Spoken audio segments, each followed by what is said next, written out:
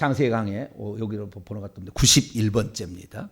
왜 한 분 하나님께서 아브라함에게 사람의 모습으로 나타나셨나? 라는 제목으로 함께 말씀의 은혜를 나누길 원합니다. 제가 젊었을 때는 참 찬양을 너무 좋아했어요. 너무 좋아해가지고 방방 뛰었습니다. 체육관 이런 거 큰 이런 데 빌려가지고 공소운동 이런 거 있잖아요. 그런 데 빌려가지고 무대를 설치해서 이렇게 찬송을 이렇게 제가 인도해서 방방 뛰었어요. 그래서 얼마나 막 기뻐했는지 막 춤을 추고 찬양을 했어요. 그때는 내가 방방 뛰었어요. 춤을 추고 찬양했는데 어느 순간부터는 제가 이제는 말씀의 종이 되었네요. 할렐루야.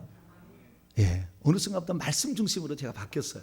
찬양도 좋아하는데 그래서 찬양을 잘하는 사람이 좋아서 보조를 했으면 좋겠다 그런 생각이 듭니다. 그래서 누가 찬송을 잘하는 청년이 와가지고 저는 청년 시절에 목사님이 너 그거 해라 그래서 그냥 했어요. 너 반주해라 그러니까 가서 피아노 학원 한 달 다녀가서 반주했어요. 이렇게 하라고 하니까 순종해야지 뭐 하겠습니까? 그래서 그렇게 했거든요. 그래서 오늘날에 참 젊은이가 헌신하지 않는데 젊은이들이 많이 헌신해서 그랬으면 좋겠다는 생각이 들고 이제는 저도 이제 말씀의 종으로 제가 하나님께서 이 땅에 저를 보내신 목적이 있어요. 너는 세상에 가서 내 양들에게 말씀을 전하라. 내가 성령까지 너에게 다 부어줄 테니까 너는 말씀이 종이 되어서 특별히 어떤 말씀? 진리의 말씀을 전하라. 그리고 회개를 외치라. 그렇게 저에게 말씀하셨어요. 그래서 제가 이렇게 하는 거예요.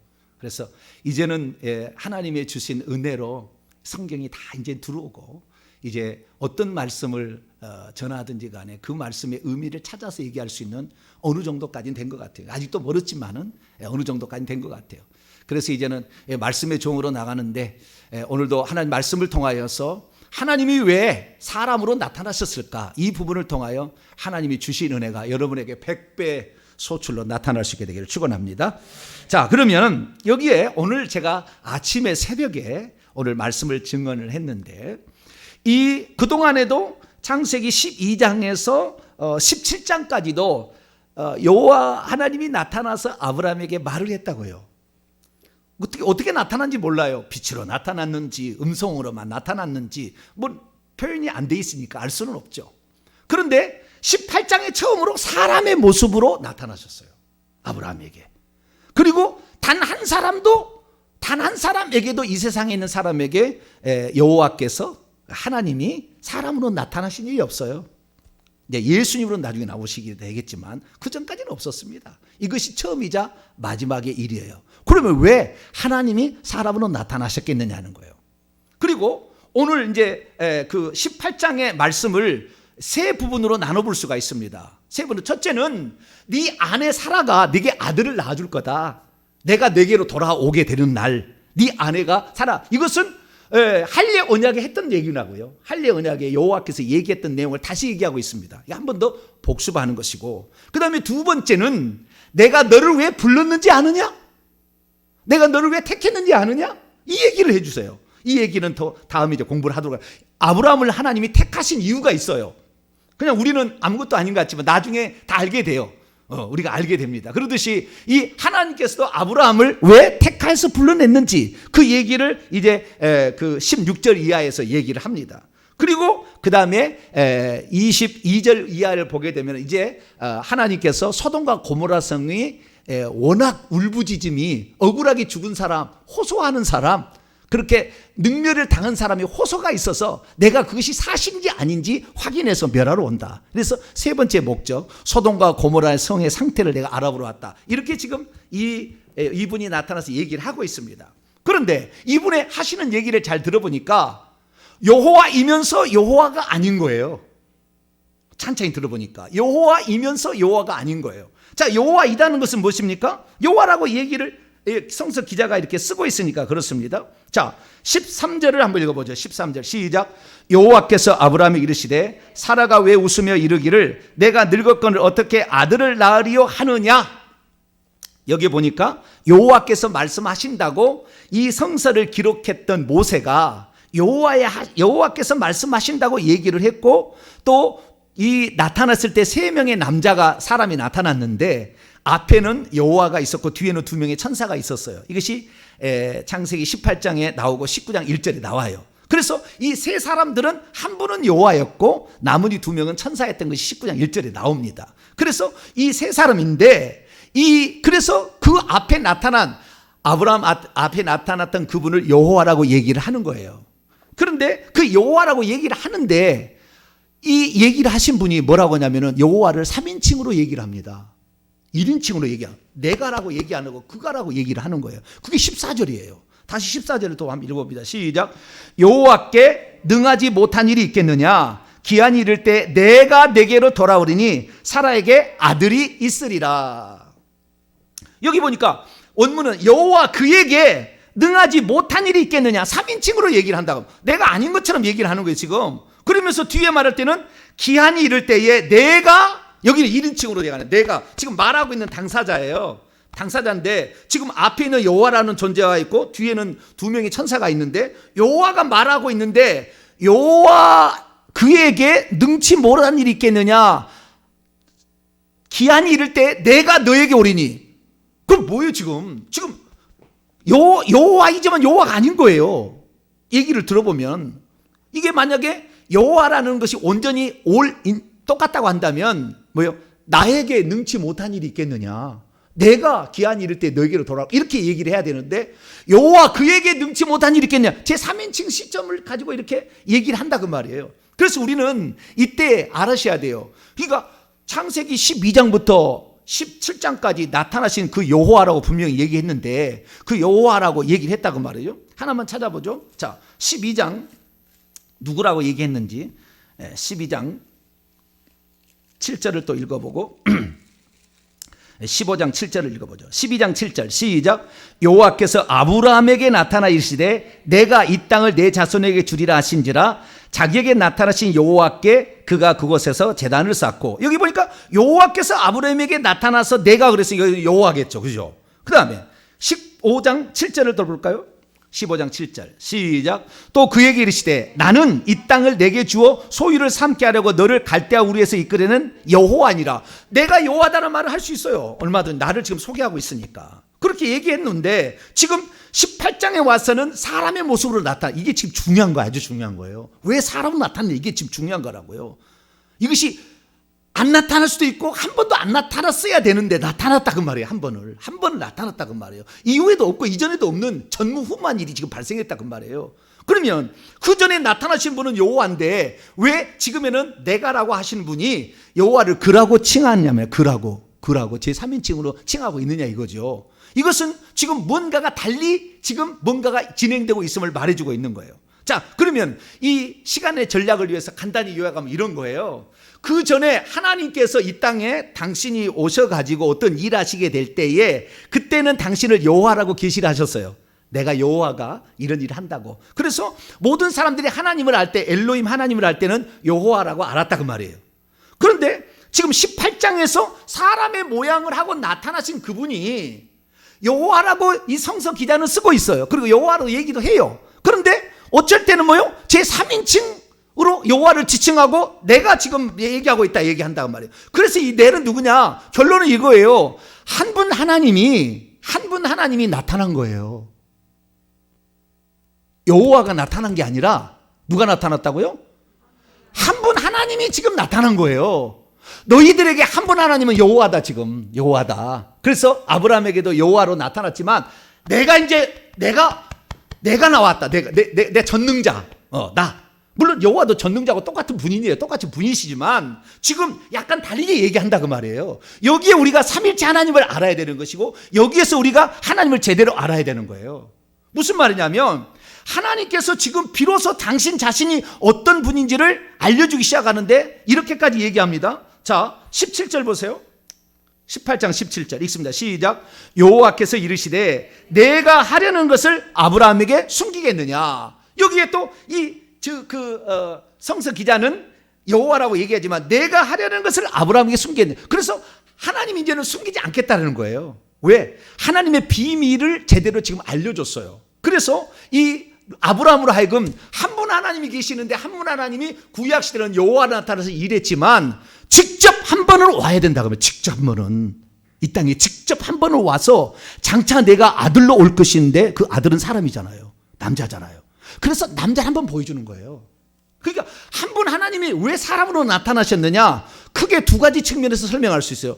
이 두 가지 설명. 첫 번째 측면은 창세기 1장 26, 27절에 하나님께서 사람을 만들 때 우리의 형상을 따라 우리의 모양대로 사람을 만들자. 나머지 천사들과 한 분 하나님이 그렇게 얘기를 합니다. 그때는 아직 여호와라고 얘기 안 했어요. 하나님이 엘로힘이 나머지 천사들하고 얘기를 하는 장면이 나와요. 그래서 우리의 형상을 따라서 그래서 천사들도 이미 하나님의 형상대로 지음을 받은 거예요. 먼저. 그리고 사람은 이제 짓자 이렇게 얘기를 하는 겁니다. 그래서 사람을 짓자 그래 하나님의 형상대로 사람을 짓자 그러고 사람을 지었는데 사람의 모습이 요 모양으로 돼 있다고 말이에요. 지금 나처럼 이런 모양으로. 그러면 하나님의 본 모습이 어땠을 거다? 사람과 같았을 거라는 걸 알 수가 있죠. 그렇잖아요. 거꾸로 추정해 보면 그분을 따라서 지었으니까. 그분을 따라서. 그러면 하나님의 형상과 모양은 하나님은 원래 영이시기 때문에 형상과 모양이 없을 텐데 그분은 장차 만약에 모습을 취한다면 어떻게 취할 거냐? 사람의 모습을 취할 것을 이미 생각하고 있었던 거죠. 자, 고린도후서 4장을 봅니다. 고린도후서 4장.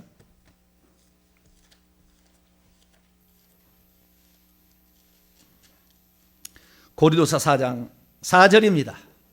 고린도서 4장 4절 있습니다. 시작. 그중에 이 세상의 신이 믿지 아니하는 자들의 마음을 혼미하게 하여 그리스도의 영광의 복음의 광채가 비치지 못하게 함이니 그리스도는 하나님의 형상이니라. 자, 하나님의 형상과 모양대로 지은다고 했는데 그리스도가 누구라고요? 하나님의 형상이에요. 그러니까 우리가 누구를 본따서 지어진 거예요? 예수님을 본따서 지었어요. 팍팍 이해가 가야 돼요. 지금 팍팍 이해가 가야 돼. 하나님은 원래는 영이기 때문에 형상도 없고 모양도 없는데 하나님이 장차 나타날 것을 미리 하나님은 다 알고 있잖아요. 알파 오메가시니까 다 알고 있어요. 그런데 어떤 모습을 취할 거냐? 그 형상과 모양대로 사람을 지었는데 우리 같은 사람의 모양이 나왔다 이거예요. 그러니까 하나님이 사람의 모양으로 원래 있었으니까 그렇게 나올 것을 예상하고 있었으니까 그렇게 지었겠죠. 천사도 그렇게 지었는데 천사는 단지 날개를 달았고 우리는 날개를 달지 않았고, 예, 그는 일꾼으로 지었기 때문에 빨리 날아가라고 빨리 날아가라고 그러든지 천사는 날개를 달아줬고 그는 종으로 지었어. 일꾼으로 지었고 우리는 하나님 나라의 상속자로 지은 거예요. 그러니까 자체가 틀려요. 그러니까 하나님의 모습이 천사가 더 많이 닮았어요? 사람이 더 하나님의 모습을 더 닮았어요? 당연하죠. 천사는 종으로 지었으니까 일꾼으로 지었으니까 그렇게 하는 것이고 사람은 종으로 지은 게 아니고 하나님을 그 모습 그대로 지은 거예요. 우리가 위대한 거예요. 할렐루야. 천사가 위대한 게 아니라고. 나가 천사 같으면 좋겠다 하는데 아니요. 천사는 영원한 종이라고요. 똑같은 하나님의 형상과 모양이 닮았게 지었지만 그래서 이 하나님께서 아브라함에게 나타났을 때 왜 사람의 모양으로 나타나느냐? 장차 사람의 마음으로 올 거거든. 장차 사람의 모양으로 올 거거든. 그러니까 나타나려면 사람의 모습으로 나타나야지 천사의 모습으로 나타나지는 않는다 그 말이에요. 하나님이 천사의 모습으로 나타나지 않습니다. 절대. 지금 그 여호와 증인은 예수님을 천사라고 얘기합니다. 미가엘 천사장이라고. 네. 천사 아니에요. 천사 아니에요. 절대 천사가 될 수. 천사는 종이라니까 종. 우리가 예수님이 종이 아닙니다. 그러면 왕이지. 만왕의 왕. 네. 만주의 주이시지 종이 아니라 그 말이에요. 절대 천사로 나타난 경우가 있다고 하는데 그건 아니에요. 천사가 왔고 그 천사의 입을 빌어서 말합니다. 그래서 출애굽기 3장 읽어보면 불꽃 가운데서 여호와의 천사가 나타나는데 모세야 네 신발을 벗어라. 그때 여호와께서 말씀하신데 그 입술을 하나님이 저 천사의 입술을 빌려서 얘기하는 것이지 그때 나타난 것은 여호와의 천사인 거예요. 아시겠죠? 하나님의 모세에게 안 나타났다고. 모세는 율법이고 예표기 때문에 실체가 아닙니다. 그래서 천사가 와서 얘기할 수밖에 없다고요. 직접 절대 나타날 수가 없다고요. 근데 아브라함에게 직접 나타난 거예요. 이게 대단한 거예요. 이것이 그러니까 하나님이 어떻게 장차 일하시고 역사할 것을 아브라함에게는 계시를 해준 거죠. 그래서 마태복음 1장 1절에 아브라함과 다윗의 자손 예수 그리스도의 세계를 아브라함의 후손으로 오신다라고 딱 얘기를 해놓은 거예요. 그게 첫 말이에요. 첫말. 신약성경 시작이 그렇게 하는 거예요. 그래서 이 하나님께서 사람으로 나타난 것은 그분이 원래 사람의 모양을 하고 있었거나 아니면 사람의 모양으로 장차 오실 거니까 그분의 모양대로 지은 우리가 사람의 모양을 하니까 그분이 나타나려면 어떻게? 사람으로 나타나야지 천사로 안 나타난다 그 말이에요. 그래서 사람으로 나타났습니다. 아시겠죠? 근데 천사는 사람에게 나타날 때는 날개를 하고 나타나는 경우도 있지만 날개를 없이 나타나기도 합니다. 변형이 가능합니다. 변형이 가능해요. 그래서 신약성경 마가복음 16장 읽어보면 예수님이 부활하셨을 때에 그 돌문을 옮겨놓을 때는 한 청년이 남자 청년이라고 얘기를 해놨어요. 거기 읽어보세요. 그래서 이 말라크라는 천사의 단어를 보면 남성 명사지 중성도 아니고 여성도 아니에요. 그래서 만약에 여자 천사를 봤다 그러면 그건 뭐예요? 가짜를 본 거예요. 가짜를 본 거예요. 여자 천사 없어요. 예, 전부 남성성이에요. 남성성. 예, 그렇게 되는 겁니다. 그래서 첫 번째는 하나님의 원래 모습이 사람이었을 것이다. 그것이 그리스도인데 그리스도의 형상대로 지었으니까 우리의 모습을 보고 거꾸로 역추적하면 그리스도도 사람의 모양을 했기 때문에 사람의 모양으로 나타났을 거다. 이게 첫 번째고요. 두 번째 이유는 뭐냐? 두 번째 이유는 뭐냐면 한 분 하나님의 표현은 사람이란 거예요. 구약의 여호와는 사람의 모양으로 나타날 수 없어요. 구약에 지금 한 번 나타났다고 했잖아요. 제가 이 한 번 나타날 때는 한 분 하나님이 여호와로 나타난 거예요. 그러니까 사실은 한 분 하나님이 나타나는 거예요. 이스라엘 백성에만 관계 지어서 그때 말하고 했던 여호와라고 오는 것이 아니라 원래 하나님 그분이 오신 거예요. 근데 그분은 어떻게 해요? 그분이 나중에는 그리스도로 오시잖아요. 예수님으로 오시잖아요. 그리고 예수님 보좌에 앉아 계시잖아요. 그러니까 하나님이 장차 어떻게 인간으로 와가지고 우리를 구원할 것을 그래서 한 번 하나님의 모습을 비로소 드러낸 거 처음이자 마지막 드러낸 거예요. 구약에 이것이 여호와로 말한다고 하면은 절대 사람의 모습으로 나타나지 않는다니까요. 그냥 영이지 영으로 그렇게 나타나는데 여기에서 한 분 하나님의 모습을 처음으로 가르쳐 준데 그 한 분 하나님의 모습이 사람이라는 거예요. 그래서 우리는 예수 그리스도를 하나님으로 믿는 겁니다. 할렐루야. 그래서 우리가 예수 그리스도를 하나님으로 믿는 거라고요. 이 예수 그리스도가 그래서 하나님이라는 걸 알게 되는 겁니다. 우리가 여호와로만 나타났다면 절대 사람의 모습을 취하지 않는다니까요. 물론 취할 수도 있겠죠. 일시적으로 취할 수도 있겠지만 그러나 그 하나님이 한 분 하나님일 때의 모습을 우리가 먼저 본 거예요. 아브라함을 통하여 우리가 먼저 본 거예요. 그분이 장차 사람으로 올 거니까 그분은 한 분 하나님이 또 일할 거니까 이렇게 먼저 보는 거예요. 그래서 우리가 장차 오실 그 하나님이 어떤 모습으로 올 것인가를 미리 보여준 겁니다. 사람으로 올 거다라는 걸 보여준 거예요. 그런데 이스라엘 민족은 사람으로 오니까 네가 사람인 주제에 어떻게 하나님을 하느냐고 쳐죽이잖아요. 모르는 거예요. 그러니까 성경을 읽어도 성령의 영감이 없이는 전부 쓸데없는 지식으로만 아는 거예요. 절대 몰라보고 예수를 죽이는 그런 결과밖에 나올 수밖에 없다는 것입니다. 그래서 우리는 지금 창세기 18장에 나타나신 이 하나님은 한 분 하나님이 나타나신 것인데 그러나 이스라엘 민족에게 자신을 표현할 때는 여호와로 표현을 한다 그 말이에요. 그렇기 때문에 그분을 한 분 하나님이자 여호와라고 얘기를 하는 겁니다. 할렐루야. 예. 그래서 우리가 여호와라고만 했다가 우리가 하나님을 영원히 볼 수가 없을 수도 있었어요. 영이시니까 볼 수 없었는데 아버지라고 한다면 영원토록 볼 수 없었을 텐데 그분이 사람으로 나타나심으로 말미암아 장차 우리가 볼 하나님은 사람으로 보게 될 것임을 아브라함은 이미 보았다. 믿음의 조상이니까 그가 구원받을 하나님의 백성의 대표니까 이렇게 미리 알려준 것이다 라고 말할 수가 있습니다. 그래서 우리가 천국에 가잖아요. 천국에 가면은 우리가 여호와 하나님을 볼까요? 못 볼까요? 못 봐요. 지금까지 안 알려줬거든. 한 번도 보이지도 않았어요. 여호와 하나님 보이다. 천국에 가서 하나님을 본다면 누구를 보는 거예요? 예수님을 보는 거예요. 예수님을. 천국에 가면 여호와여라고 말하는 사람이 한 사람도 없어요. 여호와여라고 말하는 사람이 없다니까. 이건 임시적이라. 임시적. 율법과 같이 임시적이라니까. 여호와라고 나타나는 거 임시적이에요. 그래서 굳이 처음부터 이름을 안 가르쳐 준 거예요. 임시적이니까. 하나님의 이름은 여호와라고 출애굽기 3장 14절에 나오지만 그것도 학자들이 추정해서 이제 만들어낸 이름이에요. 하나님의 이름이 뭔지는 신명 사문자로만 있어요. 우리가 이제 창세기 강의 8번째, 9번째 복 보면 나올 거예요.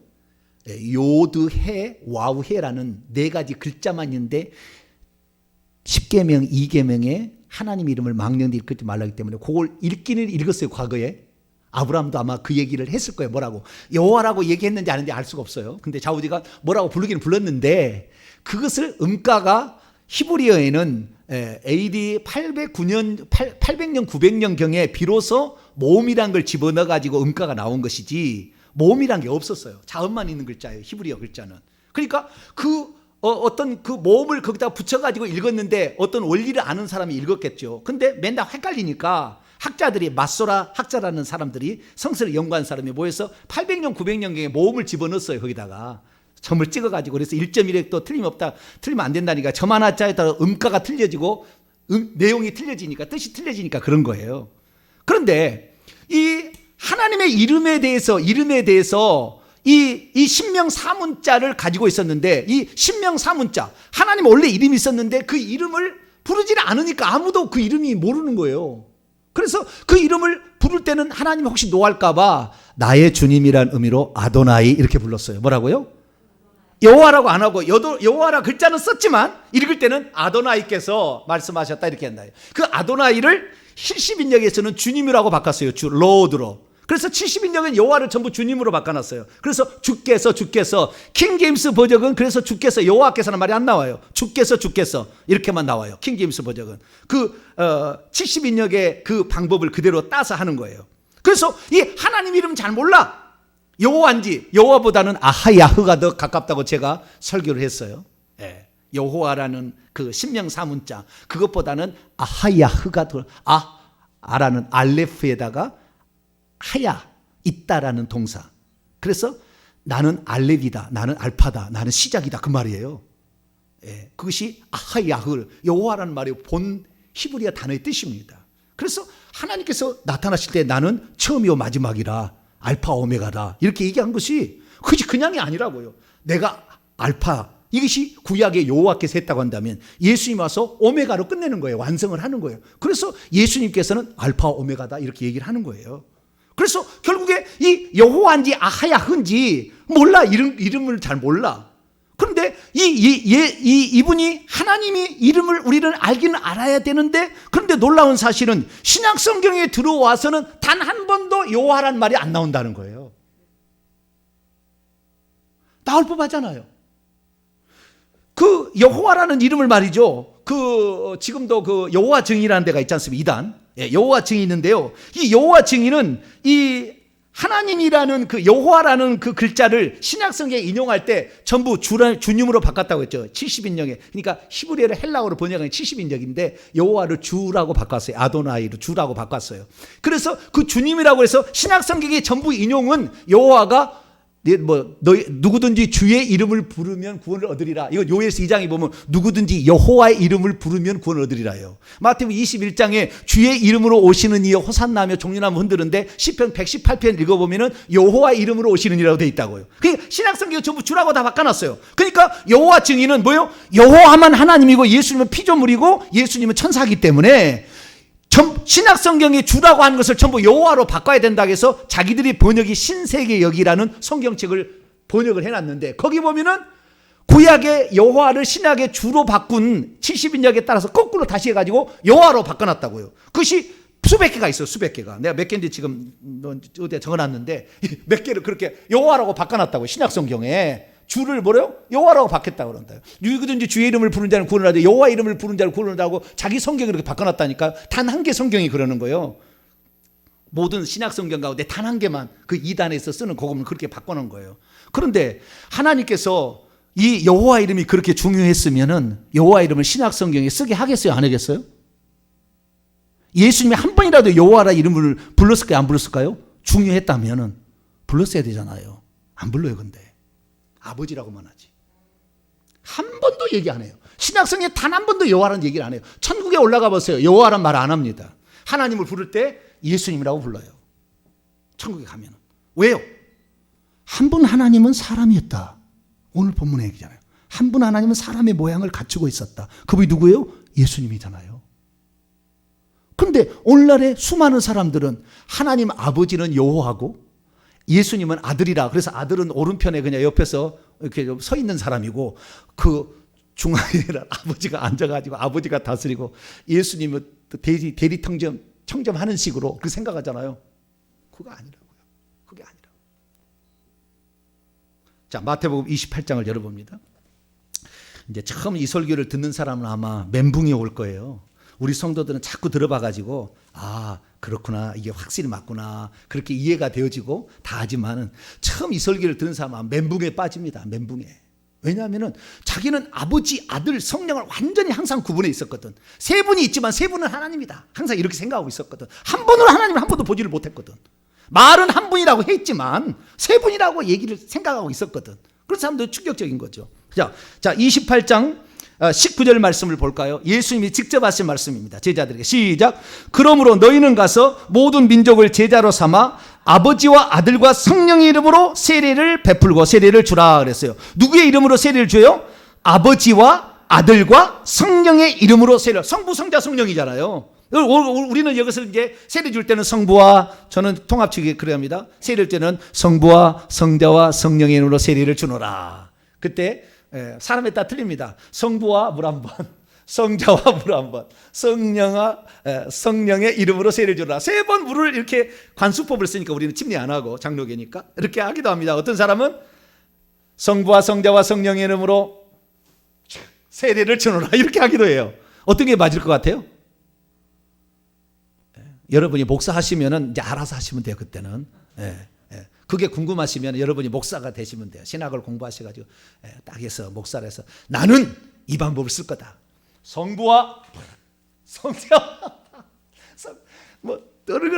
그건 어디에서 정해진 법칙이 없어요. 그래서 사람마다 다르더라고요. 사람마다 한 번씩 하나님을 세 분으로 생각하는 사람은 이렇게 할 수도 모르겠어요. 자, 어지간 하나님 한 분으로 생각하면 한 번으로 이렇게 하겠지만, 자, 어지간 대부분 다. 근데 제가 보면은 성부와 성자와 물을 성령의 이름으로 세례를 주노라 이렇게 얘기하거든요. 그러면 이 성부와 성자와 성령의 이름이라고 되어 있는데 이 이름이 우리 구약의 성부의 이름은 누구죠? 아버지의 이름은 여호와라고 우리가 생각하고 있고 아들의 이름은 예수라고 생각하고 있고 성령의 이름은 없어요. 보혜사는 뜻이지 돕는 자라는 뜻이지 이름이 아니에요. 성령은 그 이름이 없습니다. 그런데 이 성부와 성자와 성령의 이름으로 세례를 주라고 그랬는데 우리는 지금 그렇게 주거든요. 우리는 이 예수님의 명령에 따라서. 그러면 이 명령을 받고 제자들이 가서 세례를 주었을 때는 성부와 성자와 성령의 이름, 아버지와 아들과 성령의 이름으로 세례를 줬느냐? 단 한 번도 준 일이 없어요. 단 한 번도 준 일이 없다고. 사도행전 읽어보면 단 한 번도, 고린도전서 읽어보면 단 한 번도 성부와 성자와 성령의 이름으로 세례를 준 일이 없어요. 누구의 이름으로 세례를 주냐면 예수의 이름으로 세례를 줍니다. 베드로가 두 번 사도행전 2장과 8장에 예루살렘 교회와 고넬료 이방인에게 세례 줄 때 예수 그리스도의 이름으로 세례를 줍니다. 그 다음에 빌립 집사가 사도행전 8장에 사마리아 세례를 주는데 주 예수의 이름으로 세례를 주고 사도행전 19장에 사도 바울이 세례를 주는데 주 예수의 이름으로 세례를 줘요. 그래서 예수의 이름으로 세례를 줍니다. 그러니까 성부와 성자와 성령의 이름은 무엇이다? 머리가 안 돌아가시는가 지금?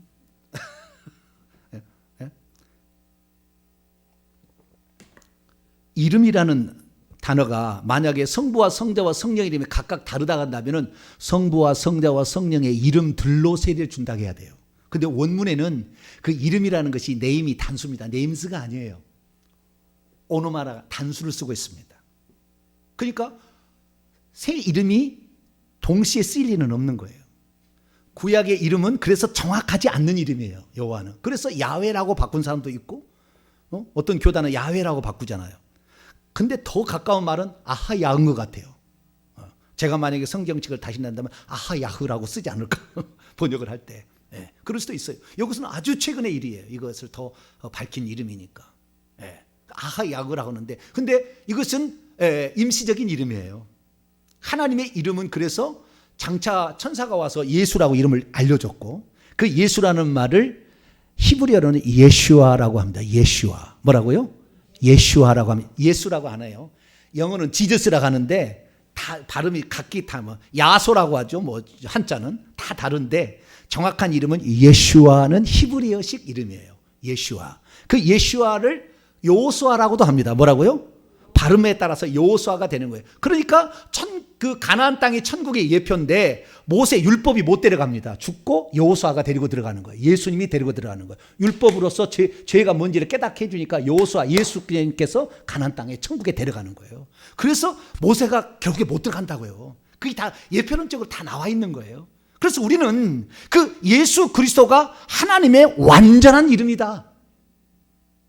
그래서 천국에 가서 우리가 하나님을 이름을 부를 때 여호와라고 안 부른다니까. 지금 올라가 보시면 나중에 가보세요. 안 부른다니까요. 누구라고 불러요? 예수님이라고 부른다 그 말이에요. 그런데 그 예수님을 영원히 하나님의 아들로만 본다 그 말이에요. 오늘 잘못 아는 사람들은. 그래서 이 삼위일체론자들이 말하는 그 삼위일체론자들의 주장과 양태론자들이 주장하는 어려운 신학적 용어가 등장했습니다. 삼위일체론자들이 주장하는 주장과 양태론자들이 주장하는 그 주장은 둘 다 맞기도 하고 틀린 부분도 있어요. 제가 얘기하는 것은 100% 성경대로만 얘기하고 있고요. 지금 100% 성경대로만 얘기하고 있는데 삼위일체론자들은 어떻게 틀리게 얘기를 해버리냐면은 거의 다 맞는데 삼위일체 맞는데 어떤 분이 틀려버리냐면은 아버지가 있는 아들을 보냈다고 얘기를 해버립니다. 아버지와 아들과 성령이 있었는데 아들아 인류를 위해서 네가 내려가서 회의를 했다는 거잖아요. 그래서 창세기 1장 26, 27절에 우리가 우리의 모양 될 때에 성부, 성자, 성령이 회의했다고 하잖아요. 그거 아니에요. 하나님과 천사라고 다 나와 있어요. 다른 성경과 신학자들과 유대인들이 다 그렇게 해석을 해놨어요.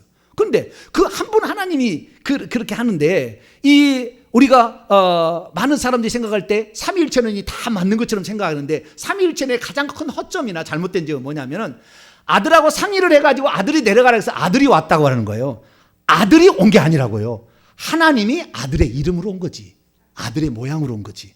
양태론이 틀린 건 뭐냐면 양태론인 것은 모양을 바꾼다는 거예요. 하나님이. 구약에는 여호와로 있다가 그 다음에 여호와가 예수님으로 됐고 오순절 마가다락방 이후에는 성령이 됐다고 하는 거예요. 그래서 이 과정을 거쳐가지고 이제 하나님은 누구다? 성령이다 라고 얘기하는 거예요. 이것이 양태론입니다. 그 양태론이 틀린 이유는 뭐냐면 양태론은 동시 존재하는 하나님을 설명하지 않아요. 과정을 거쳐서 막 계속 가고 있지.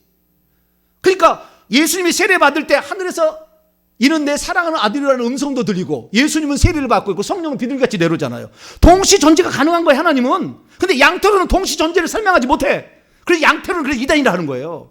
삼위일체도 위험한 내용을 포함하고 있다고 하는 거예요.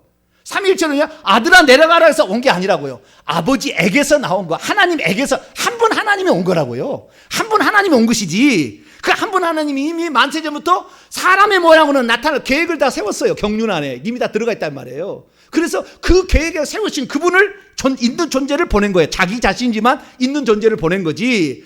아들이 따로 있어가지고 아들하고 회의해가지고 아버지가 가랴 아들이 가라 이렇게 회개한 적이 없단 말이에요. 성경에 성부와 성자가 단 한 번도 둘이 이쪽에서 대화를 둘이 한 적이 한 번도 없어요. 한쪽만 항상 얘기하지. 성경 다 읽어보세요. 둘이 대화한 적이 없어요. 둘이 대화한 적이 없다니까요. 한쪽만 얘기를 하는 거지 항상.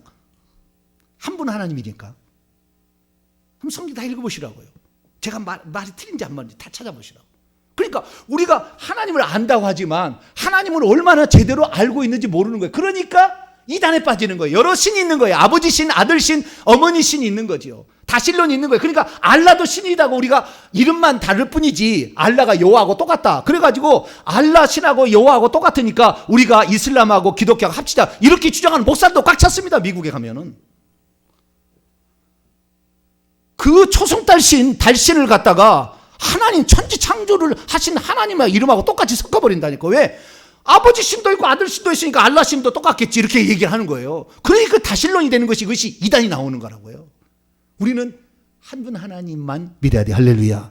그 한 분 하나님이 구약에 나타났는데 사람의 모습으로 온 거예요. 그분이 실제적으로 장차 아들의 모습으로 올 거니까. 그래서 하나님께서 나중에 진짜 아들로 오신 분이 예수님이에요. 할렐루야. 그 예수님이 그래서 아들로 오셨는데 여러분 이거 아셔야 돼요.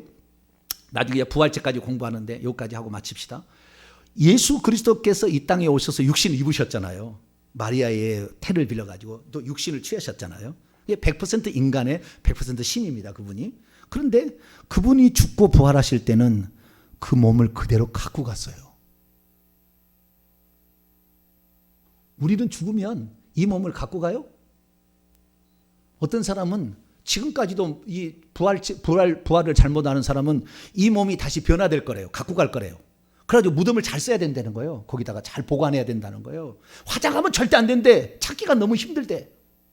그 먼지가 되어 있는 걸 어떻게 찾냐 그 말이에요. 강물에다 뿌렸으면은 아마 낙동강에서 한강까지 다 뒤져도 못 나올 수도 있잖아요. 물에 뿌려버렸으니까. 그러니까 절대 화장하지 말고 반드시 매장해야 된다. 그렇게 생각하는 거예요. 왜?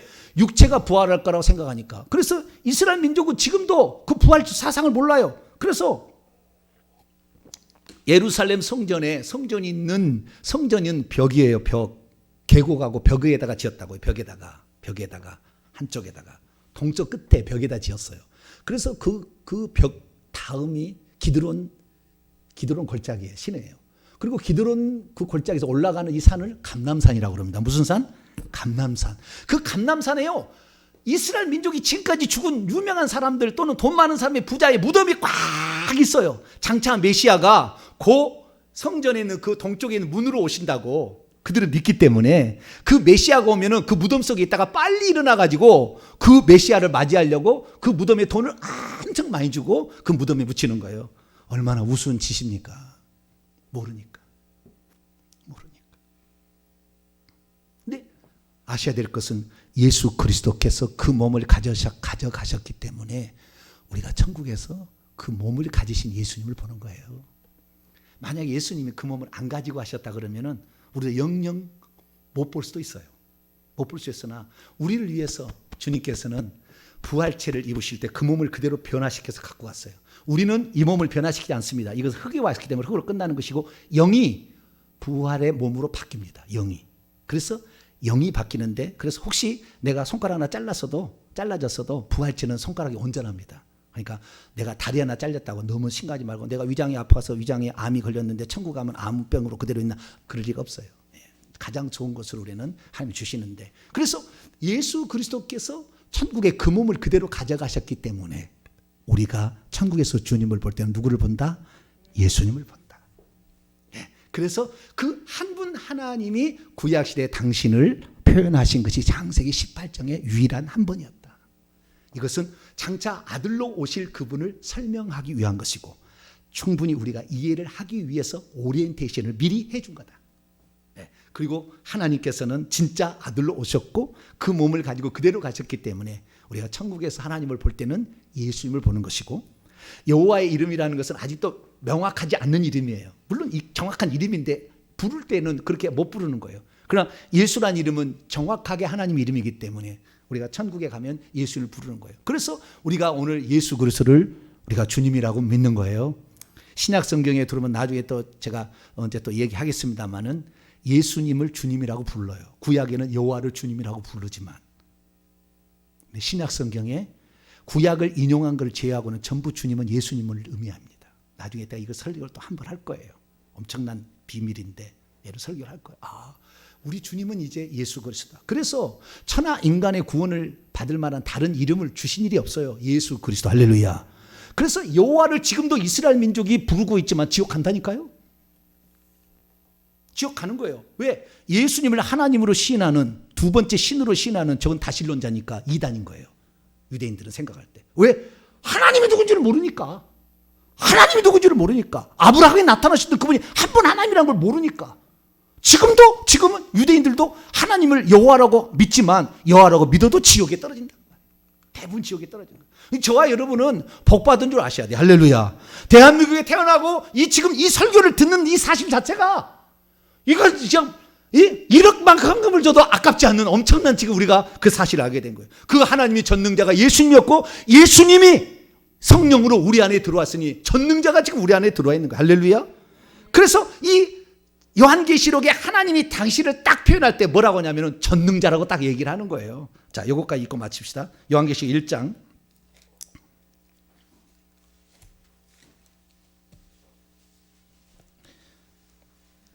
요한계시록 1장 8절에 하나님이 어떻게 얘기하느냐 읽습니다. 시작. 주 하나님이 이르시되 나는 알파와 오메가라 이제도 있고 전에도 있었고 장차 올 자요 전능한 자라 하시나. 하나님을 딱 한 분 하나님을 딱 소개하는 거예요. 한 분 하나님을 딱 소개하는데 그 한 분 하나님이 뭐냐냐. 나는 알파와 오메가다. 이건 처음과 마지막이요 시작과 끝이라. 이거 똑같은 말이잖아요. 거기에다가 이제도 있고 전에도 있었고 장차. 원문은 그렇지 않습니다. 지금도 계시느니 아직도 계시느니 지금도 오고 계시느니예요. 항상 현재예요. 뭐라고요? 지금도 계시느니 아직도 계시느니 지금도 오고 계시느니예요. 이것이 이 원문의 뜻입니다. 항상 현재. 하나님은 항상 현재 있어요. 과거에 그렇게 딱 있던 게 아니라 한 분 하나님이 항상 현재로 있는 거예요. 예. 구약 시대는 여호와로 계시한 것이고 신약 시대는 예수님으로 계시하신 것이고 지금은 예수님으로 천국에 계시고 이렇게 해서 있기 때문에 그래서 이분을 그냥 전능자라고 딱 표현하는 거예요. 나는 이 전능자라는 말이 엄청 내겐 충격이었어요. 아, 내가 모시고 있는 분이 전능자구나. 그래서 아브라함이 전능자라는 걸 모를 때는 하나님이 당신을 계시 안 해요. 저주에서 안 풀어줘요. 전능자라는 말 창세기 17장 1절에 비로소 가르쳐준 다음에 하나님 비밀들을 알려줍니다. 모르니까. 그래서 우리가 오늘 예수님을 제대로 모르고 하나님을 제대로 모르면 성경을 읽어도 이해가 안 될 것이며 그 사람이 하늘의 비밀도 모르고 권세도 안 나타나고 참 어려워요. 그래서 우리는 이 예수님이 한 분 하나님이라 이 사실을 정확히 알고 그러나 나타나서 사역할 때는 삼위로 일하신 거예요. 아시겠죠? 전혀 다른 인격체로 이렇게 일하시는 겁니다. 삼위일체로 일하시지만 그분은 한 분이라는 것을 정확히 믿고 가신다면 여러분의 생에 여러분을 두렵게 할 자 아무도 없고 주님이 여러분을 지켜주시면 여러분은 평안할 것이며 할례를 받아서 그날 몰살을 당하는 일이 있어도 주님이 지켜주시면 몰살 안 당하고 보존될 것이며 여러분이 기도하는 대로 전능자가 여러분의 응답하여 줄 거니까 기적을 체험하는 복된 삶이 되기를 간절히 바랍니다. 거룩하신 하나님 감사합니다. 오늘 우리가 정말 주님이 누군가 다시 한번 듣습니다. 왜 그분이 사람으로 한 분 하나님이 나타났을까? 그걸 통하여 우리를 위해서 죽으시기 위해 아들로 오실 그 모양을 미리 아브라함에게 믿음의 조상에게 일러주셨습니다. 우리도 우리 자신을 위해서 하나님 사람 되어 오심을 잊지 않고 그분만을 사랑하며 존경하며 따르고 그분만 전한 저희들 되게 해 주옵소서.